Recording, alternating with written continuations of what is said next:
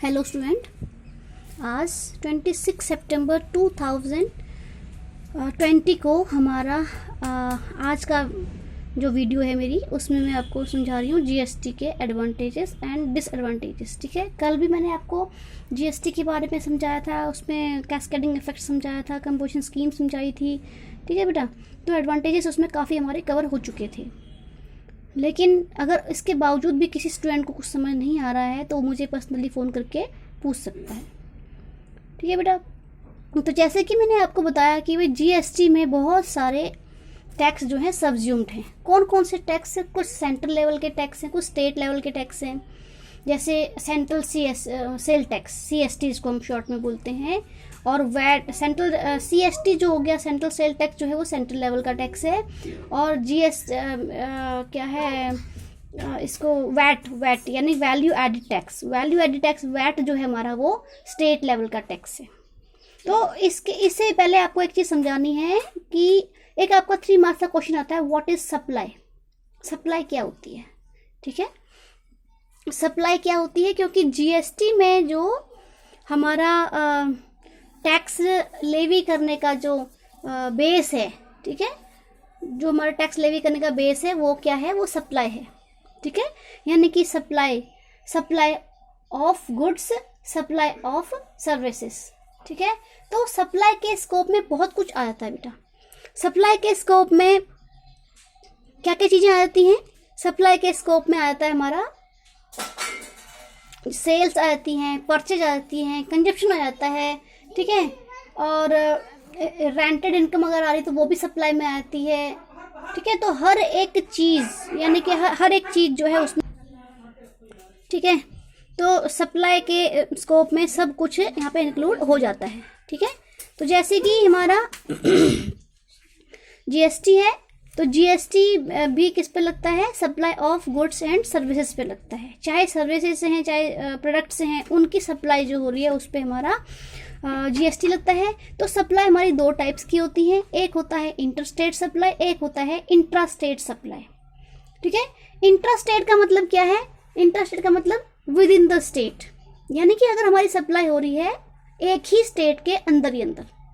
जैसे पंजाब है, ठीक है, पंजाब में बरनाला टू मोगा हो रही है, मोगा टू पटियाला अगर हमारी सप्लाई हो रही है। सप्लाई का मतलब सेल परचेज कुछ भी। ठीक है, और वहाँ से पटियाला से आगे जो है लुधियाना जा रहा है, लुधियाना से आगे ट्रांजेक्शन हो रही है हमारी नवा शहर वगैरह वगैरह, किसी भी सिटी में, किसी भी शहर में, लेकिन विद इन द स्टेट, यानी कि स्टेट के अंदर या विद इन द यूटी के अंदर जो सप्लाई हो रही है वो, ये जो हमारी सप्लाई होंगी ये इंट्रा स्टेट सप्लाई होंगी। इनको बोलते हैं इंट्रास्टेट सप्लाई। ठीक है, जैसे एक पर्सन है, ठीक है, एक पर्सन है, उसने बरनाला से गुड्स परचेज की हैं और वो आगे सेल कर रहा है मोगा में। मोगा से मोगा वाले जो पर्सन है, उस पर्सन ने आगे उसको सेल कर दिया पटियाला को, पटियाला से आगे वो सेल हो गई नवा शहर से आगे वो सेल हो गई जलंधर। इस तरीके से मतलब विद इन द स्टेट, यानी कि एक ही स्टेट के अंदर में, बॉर्डर क्रॉस नहीं कर रहे हैं वो। ठीक है, तो इसको बोलते हैं इंट्रास्टेट सप्लाई। तो जो हमारा इंट्रास्टेट सप्लाई है, इस पे 2 टाइप की जीएसटी लगती हैं। ठीक है, पहली है सीजीएसटी। सीजीएसटी का मतलब central goods and service tax, central goods and service tax. ठीक है, और दूसरा टाइप का इस पे जीएसटी लगता है एसजीएसटी, यानी कि state goods and service tax. ऐसा क्यों होता है? क्योंकि जितना भी टोटल जीएसटी होता है, ठीक है, उसका 50-50% कर लेते हैं। 50% कलेक्ट कर लेती है स्टेट गवर्नमेंट और 50% कलेक्ट कर लेती है सेंट्रल गवर्नमेंट। इसीलिए जो ये जैसे 10% अगर जीएसटी लग रहा है तो उसमें से 5% जीएसटी चला जाएगा स्टेट के पास और 5% चला जाएगा सेंट्रल के पास। इसीलिए इसको एसजीएसटी और सीजीएसटी जहाँ पे भी लेंगे दोनों इकट्ठे ही लगेंगे। मेरी बात समझ रहे हो? ठीक है, तो ये होती है हमारी इंट्रास्टेट सप्लाई। और दूसरी हमारी होती है इंटरस्टेट सप्लाई। इंटरस्टेट का मतलब एक स्टेट से दूसरे स्टेट में अगर सप्लाई हो रही है, एक यूटी से दूसरी यूटी में हो रही है सप्लाई, एक स्टेट से दूसरी यूटी में सप्लाई हो रही है, एक यूटी से दूसरे स्टेट में सप्लाई हो रही है, मतलब कि बॉर्डर क्रॉस हो रहा है। मेरी बात समझ गए? जो सप्लाई हो रही, चाहे वो सप्लाई सेल है, परचेज है, रेंटल्स हैं, ठीक है, कुछ भी है वहाँ पे, तो वो अगर बॉर्डर क्रॉस कर रही है तो उसको हम बोलेंगे इंटर स्टेट सप्लाई। तो जो हमारा इंटर स्टेट सप्लाई है, ठीक है, उस पर लगता है आईजीएसटी। आईजीएसटी का मतलब integrated goods and service tax. GST तो सेम है, उसके आगे जो आई है उसकी फुल फॉर्म है integrated goods and service tax. ठीक है बेटा, तो ये हमारी 2 टाइप की सप्लाई थी। तो आईजीएसटी हमेशा सेंट्रल गवर्नमेंट ही कलेक्ट करती है, उसमें स्टेट गवर्नमेंट का कोई भी शेयर नहीं होता है। इंट्रास्टेट सप्लाई पे जो भी जीएसटी कलेक्ट हो रहा है उसको सेंट्रल गवर्नमेंट और स्टेट गवर्नमेंट इक्वल शेयर उसको करेंगी। लेकिन अगर आईजीएसटी है यानी integrated goods and service tax है तो उस टैक्स को ओनली सेंट्रल गवर्नमेंट ही कलेक्ट करेगी, उसमें स्टेट गवर्नमेंट का कोई पार्टिसिपेशन नहीं होगा। ठीक है बेटा, तो ये थे हमारे 2 टाइप की सप्लाई और दोनों टाइप के जीएसटी। तो इसीलिए कहा जाता है कि जो जीएसटी हमारा मॉडल है इंडिया का वो ड्यूअल मॉडल है, इसी को ड्यूअल मॉडल कहा जाता है। यानी कि 2 टाइप की सप्लाई पे 2 टाइप के जीएसटी लगेंगे, इसी को ड्यूअल मॉडल कहा जाता है। ठीक है, और अभी भी किसी भी स्टूडेंट को कोई प्रॉब्लम है, कोई टॉपिक समझ में नहीं आया है तो वो प्लीज़ मेरे को एक बार पर्सनली मैसेज करके कह दें और मैं उसको दोबारा उसकी वीडियो बना के आपके पास सेंड करूँगी। ठीक है बेटा, तो अब कल तो एडवांटेज हमने पढ़ लिए थे, कौन कौन से पढ़े थे देखो। फर्स्ट हमारा है कंपोजिशन स्कीम, कि जो हमारा जीएसटी है उसमें जो स्मॉल ट्रेडर्स होते हैं उनको कंपोजिशन स्कीम का बेनिफिट मिल जाता है। सेकेंड है GST eliminates the cascading effect of tax. कल मैंने आपको समझाया था व्हाट इज कैस्केडिंग इफेक्ट। तो कैस्केडिंग इफेक्ट ये है बेटा, देखो ए जो है पर्सन, उसने सबसे पहले रॉ मटेरियल खरीदा, रॉ मटेरियल को हम यहाँ पे इनपुट्स कहेंगे। ठीक है, वहाँ पे उसने इनपुट खरीदा 1000 का, उस पर उसने 100 रुपीज़ का जो है इनपुट टैक्स पे किया। ठीक है, तो उसकी टोटल कॉस्ट क्या बन गई, 1100 बन गई। अब उसने वही गुड्स को क्या किया कि 1300 रुपीज़ में, यानी कि 1100 के गुड्स को उसने 1300 रुपीज़ में बी को सेल कर दिया। तो इस 1300 में 100 रुपीज़ उसका इनकम, उसका जीएसटी भी तो है ना। ठीक है, तो ए ने जो अपना जीएसटी है, और देखो 100 रुपीज़ तो उसने पे कर दिया और उसमें से 200 रुपीज़ का उसने प्रॉफिट यहाँ पे अर्न किया है। 200 रुपीज़ का प्रॉफिट अर्न किया है, तो इस 200 पे भी उसको आउटपुट जीएसटी पे करना पड़ेगा। मतलब सेल्स पे आप जो जीएसटी पे कर रहे हो उसको हम बोलते हैं आउटपुट जीएसटी, और परचेज पे हम जो जीएसटी पे कर रहे हैं उसको हम बोलते हैं इनपुट जीएसटी। ठीक है, तो देखो आउटपुट जीएसटी कितना हो गया, इसका आउटपुट जीएसटी हो गया 200। मतलब 200 की वैल्यू पे वो क्या दे रहा है, जीएसटी दे रहा है, उसको हम बोलेंगे आउटपुट जीएसटी। और उसमें से क्योंकि उसने अभी इनपुट टैक्स पे भी तो जीएसटी पे किया है ना 100 रुपीज़ का, तो वो हम उस 200 में से एडजस्ट कर लेंगे। मतलब जितना वो आउटपुट जीएसटी पे करेगा उसमें से जो उसका ऑलरेडी पेड जीएसटी है, इनपुट जीएसटी, उसको हम लेस कर देंगे बैलेंस। अब वो सिर्फ बैलेंस अमाउंट पे ही जीएसटी पे करेगा। समझ गए? इसके बाद बी ने वही गुड्स, जो गुड्स उसने ए से खरीदी थी 1300 रुपीज़ की, वही गुड्स उसने 300 का प्रॉफिट ऐड करके 1600 में उसने वो गुड्स सी को सेल कर दी।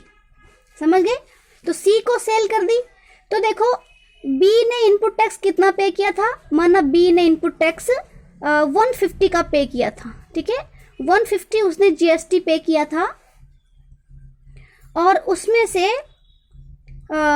उसने जो है अपना 100 रुपीज़ का उसने जो है इनपुट टैक्स ही पे किया था, तो लेस करके ओनली 50 रुपीज़ पे ही टैक्स पे करेगा। ये है अकॉर्डिंग टू जीएसटी।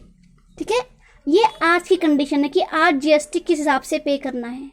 लेकिन पहले क्या होता था कि कैस्केडिंग इफेक्ट होता था, यानी टैक्स पे टैक्स, टैक्स पे टैक्स, टैक्स पे टैक्स। ठीक है, ए ने जो टैक्स पे किया है, बी अब जो टैक्स पे करेगा वो उसकी ए की टैक्स पे जो उसकी कमाई हुई है उस पर भी वो टैक्स पे करेगा।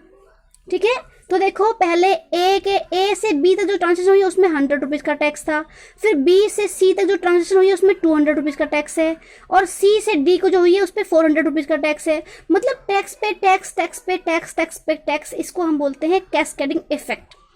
तो एक कैस्केडिंग इफेक्ट बना, और इस कैस्केडिंग इफेक्ट से जो हमारे पास कंज्यूमर के पास जो गुड्स पहुंचती थी वो बहुत ज़्यादा महंगी पहुंचती थी, क्योंकि एक्चुअल कॉस्ट तो उनकी ओनली 1000 है, उस पर टैक्स पे टैक्स, टैक्स पे टैक्स इंक्लूड होके वो हमारी जो है कंज्यूमर कौन है, डी है। तो डी कंज्यूमर के पास वो 2000 रुपीज़ की गुड्स उसके पास पहुंच रही हैं। समझ गए? ए ने वो गुड्स खरीदी थी 1000 की, और डी के पास वो गुड्स पहुंची हैं 2000 रुपीज़। तो देखो यहाँ से यहाँ तक पहुंचने में टोटल 1000 रुपीज़ का जो है वैल्यू एडिशन हो चुकी है। तो यही चीज़ को जब एलिमिनेट करना था, जीएसटी आया, उसने इस चीज़ को एलिमिनेट कर दिया, क्योंकि जो आउटपुट टैक्स है उसमें से इनपुट टैक्स को लेस करके जो बैलेंस टैक्स है वही अब ये ए है, चाहे बी है, चाहे सी है, ठीक है, ये लोग पे करेंगे। तो इसी को हम बोलते हैं इनपुट टैक्स क्रेडिट।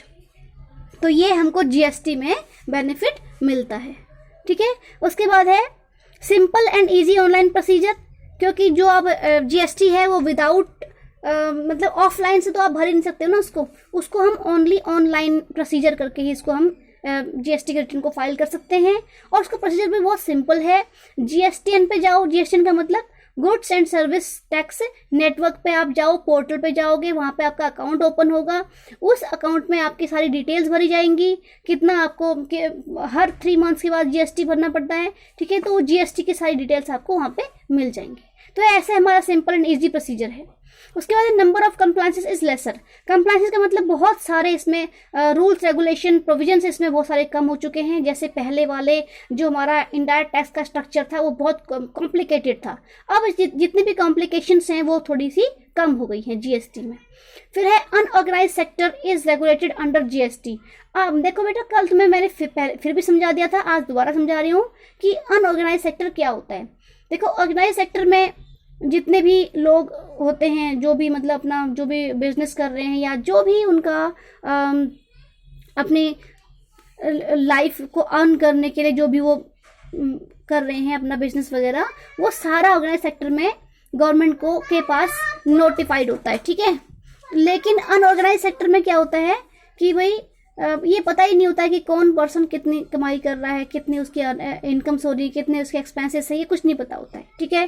तो अनऑर्गेनाइज सेक्टर को में भी अब जीएसटी इन्होंने अप्लाई कर दिया है, तो इससे क्या होगा कि उनका भी रेगुलेशन हो गया है। फिर है boost foreign investment and improves overall investment climate, ठीक है। तो क्या कह रहा है कि जो जीएसटी का जो रेजिम आया है इसने क्या किया है, फॉरेन इन्वेस्टमेंट को बूस्ट किया है, यानी कि फॉरेन कंट्री से इन्वेस्टर्स आके हमारी कंट्री में इन्वेस्टमेंट कर रहे हैं, और ओवरऑल इन्वेस्टमेंट क्लाइमेट को इसने इम्प्रूव कर दिया है। फिर है रिड्यूस कर करप्शन। जो करप्शन है हमारा, करप्शन का भ्रष्टाचार जो हमारा है, जगह जगह पे पहले करप्शन होते थे, वो रिड्यूस हो चुके हैं, क्योंकि जो बिजनेसमैन है या कंज्यूमर है सभी को पता है कि भाई ये जीएसटी के अंडर में रजिस्टर्ड है पर्सन। फिर है common national market through out the country. पूरी कंट्री में एक ही नेशनल मार्केट बन गई है। जब ये जीएसटी नया नया आया था तो इस टाइम पे इन्होंने एक स्लोगन भी दिया था, 1 नेशन 1 टैक्स, ठीक है। फिर है इंक्रीज इन एम्प्लॉयमेंट अपॉर्चुनिटीज। अब इसके बाद क्या है, क्योंकि जीएसटी का अपना पोर्टल है तो यहाँ पे जो है कॉमर्स ग्रेजुएट्स की यहाँ पे ज़्यादातर डिमांड है, क्योंकि जीएसटी टैक्स स्ट्रक्चर सारा हमारा कॉमर्स में ही होता है, तो एम्प्लॉयमेंट अपॉर्चुनिटीज भी यहाँ पे से इंक्रीज हुई हैं। फिर है हायर थ्रेशोल्ड फॉर रजिस्ट्रेशन। अच्छा, जीएसटी में हर एक पर्सन को रजिस्ट्रेशन करवाना जरूरी है, बस ये है क्या है कि थ्रेशोल्ड लिमिट क्या है कि अगर उस पर्सन का जो टर्नओवर है वो 20 लाख को क्रॉस कर रहा है तो उसको रजिस्ट्रेशन बहुत ज़्यादा मस्ट है, ठीक है। ये थे हमारे जीएसटी के एडवांटेजेस। अब है जीएसटी के डिसएडवांटेज।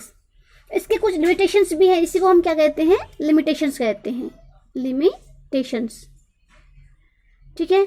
लिमिटेशंस क्या है इसकी? फर्स्ट है मल्टीपल टैक्स रेट्स। इसके मल्टीपल टैक्स रेट्स हैं, जैसे 0%, ठीक है, 5%, ठीक है, 12%, 18%, 28%। ये 5 स्लैब्स हमारे जीएसटी के हैं, ठीक है। तो यहाँ पे थोड़ा सा जीएसटी को कंपोज करने में, जीएसटी को कैलकुलेट करने में प्रॉब्लम्स होती हैं। सेकंड है जीएसटी पोर्टल इश्यूज ऑनलाइन। अच्छा, क्योंकि जीएसटी जो है, जीएसटी जो रिटर्न फाइल करेंगे हम, वो उसके पोर्टल पे जाकर ही करेंगे, और इसके लिए ऑनलाइन सर्विसेज होना बहुत ज़रूरी है। लेकिन अपने इंडिया में बहुत सारे एरियाज ऐसे हैं जो अभी भी बैकवर्ड में आ जाते हैं, और वहाँ पे अभी भी ऑनलाइन फैसिलिटीज़ उनको अवेलेबल नहीं होती हैं। ठीक है, इसलिए थोड़ा सा प्रॉब्लम क्रिएट होता है। फिर है हरीड इम्प्लीमेंटेशन ऑफ लॉ।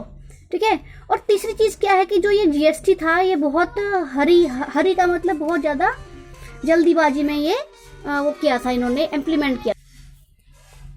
ठीक है बच्चों, तो उसके बाद है हमारा high implementation of law. Horrid का मतलब जल्दीबाजी में, जो ये लॉ उस टाइम पे जीएसटी जो इन्होंने लगाया था, इम्प्लीमेंट किया था, उस टाइम पे बहुत जल्दीबाजी में किया था, इसलिए काफ़ी प्रॉब्लम्स इसमें आती हैं। फिर है हाई कंप्लायंस बर्डन। ठीक है, इसमें कुछ ऐसी रूल्स रेगुलेशन है जो बिजनेसमैन के ऊपर बर्डन क्रिएट करती हैं, उनकी पालना थोड़ा सा मुश्किल हो जाती है। फिर है old wine in new bottle. कुछ पर्सन ये कहते हैं, ठीक है, कुछ स्पेशलिस्ट ये कहते हैं कि जो जीएसटी है वो ओल्ड वाइन इन न्यू बोतल है, यानी कि न्यू बोतल में पुरानी वाइन ही है, मतलब इसमें कुछ भी नया नहीं, सिर्फ स्ट्रक्चर नया है। ठीक है, फिर 6 देखो, increase cost due to software procedure. एक और चीज़ है कि जीएसटी की जो कंप्लायंस कॉस्ट है वो इसलिए बढ़ जाती है क्योंकि इनको अपना खुद का सॉफ्टवेयर परचेज करना पड़ता है, ऑनलाइन सारा प्रोसीजर है उसमें, और जीएसटी पोर्टल पे जाके इनको अपना थोड़ा सा जो भी सॉफ्टवेयर है वो परचेज करके उसको वहाँ पे अपनी अकाउंट वगैरह बनानी पड़ती है, इसमें प्रॉब्लम्स आ जाती हैं।